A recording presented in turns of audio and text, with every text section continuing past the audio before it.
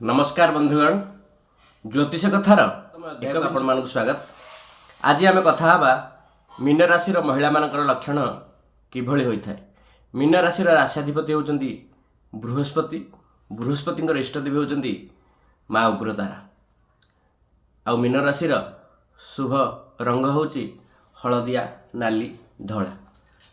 Mean राशि विषय आम जानिबा। मीन राशि महिला मानकर लक्षण केमिति होइथाय। बृहस्पति निमंत्रित यही राशि जात कन्या अवश्य सुंदरी होती। सुशीला धर्मपरायणा लज्जाशीला शिल्पकर्म निपुणा जितेन्द्रिया मानिनी मनोहारिणी और नाना सद्गुणर अधिकारी होती मीन राशि महिला माने।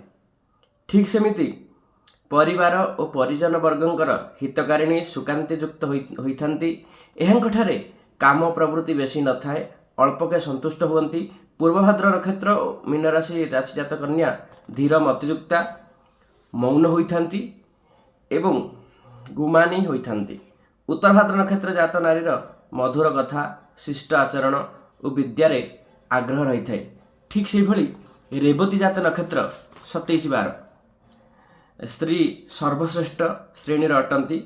गजगमना तीक्ष्ण बुद्धि और देवता साधुसंध सेवा करिथांती। काम प्रवृत्ति कम थाए, स्वामीर सौभाग्य वर्धन करिबारे सहायक होइथांती। सदभाजग रही थाए।